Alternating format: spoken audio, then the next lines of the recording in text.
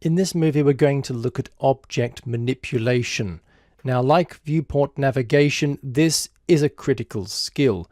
Using object manipulation, we're going to be able to take objects in the scene and move them around, rotate them, and make them larger and smaller by scaling. Now, what you can see in front of you here is the scene object manipulation.unity. And this has been loaded up from the project panel simply by double clicking on the scene object manipulation.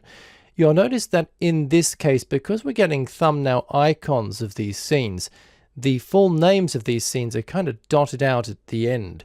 If you want to see the full length name of the scene, that's pretty simple. Just move your cursor down to the bottom right hand side of the project panel and use this slider here to control the size of the thumbnails. If I click and drag and move that slider all the way to the left, which is the smallest version, I can see the full name of every single scene or asset inside the project panel. So here I can see that the scene I have open in front of me right now is object manipulation, and I just have to double click that scene to open its contents in the scene tab. And already in the hierarchy panel, you can see we have a list of all the objects in the scene. So let's get started at using manipulation on these objects, because every time you want to build a level in Unity, you're going to need these skills. So let's take, for example, the cube object here. Now by default, I can click on that cube simply by left clicking on it, and that will select the cube. I can also select it by selecting it inside the hierarchy panel.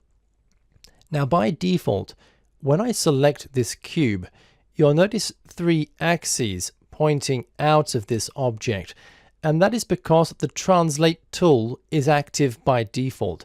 Now, if you don't see this display, it means that you don't have the translate tool active, and you can easily activate it by moving up here to the tools menu and selecting the translate icon. This tool will allow you to move objects around. You just have to click on the translate tool to activate it. It is also associated with the keyboard shortcut W. So by pressing W on the keyboard, you can activate the translate tool. Now with the translate tool active, you can, for example, move your cursor over one of these planes here to move the object around. So for example, if I click and drag on this square here, I'm moving the object around on that plane here. But I'm going to press Ctrl Z to undo that. A more accurate way to move objects is in fact on a single axis only. So for example, I've got a blue arrow pointing out of the front of the object here. This is called the forward vector and represents the Z axis. I have an arrow pointing upwards, which is the Y axis, and I have an arrow pointing to the right here, which is the X axis. So for example, if I want to move the object forwards and backwards, I can hover my cursor over the arrow, the blue arrow here, and left click and drag my mouse, and the object is constrained to move only along that axis. And in fact, as this object moves, you can see from the transform component here inside the object inspector that this field is updating as the object moves. Likewise, I can click and drag on the x-axis to move the object in that direction too. And I can click and drag on the up axis here to move the object up and down. And by using a combination of these axes, we can precisely position objects to any positions that we need them to be. Now let's take a look at the rotate tool. The rotate tool can be activated by moving the mouse to the toolbar and selecting the rotate tool. I can also use the key on the keyboard E, so E to activate the rotate tool. And by pressing E and selecting an object, you'll notice that my axes change. If I look carefully, I have three axes here. I have a red axis circling around this way. I have a green axis around the equator here. And I have another blue axis in that direction. And just as with the translate tool, I can click and drag on the axis to rotate the object in that direction. So for example, I can click and drag on the red axis to rotate that object around the x-axis here, or the x-pole. Just going to undo that. I can do the same for the blue axis to rotate the object around that axis. And the same here for the central axis here, which will rotate the object around that axis. And again, you can see those values in degrees updating for the rotation field. Now, what about the rotation, or the scale tool rather, to make objects smaller and larger? Well, to activate this, I can choose the scale tool icon. And again, this can be activated by using the R key on the keyboard. That is R for Roger.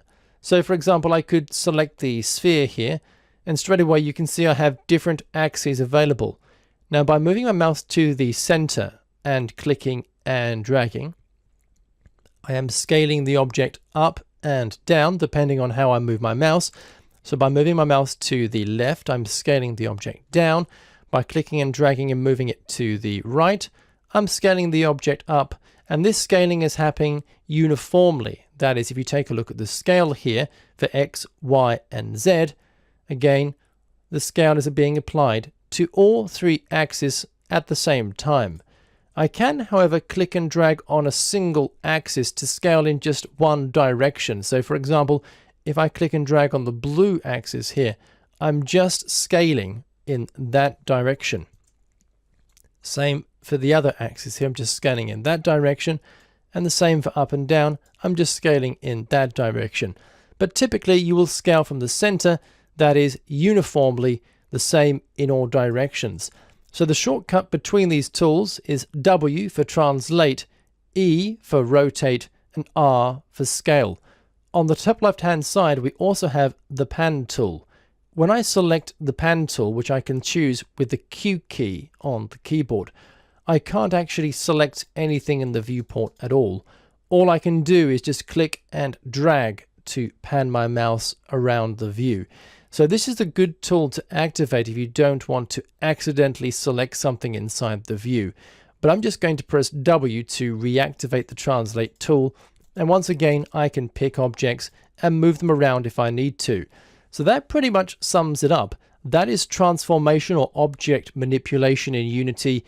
And this is a combination of translate for moving objects around, rotate for turning objects around, and scale for changing the size of objects.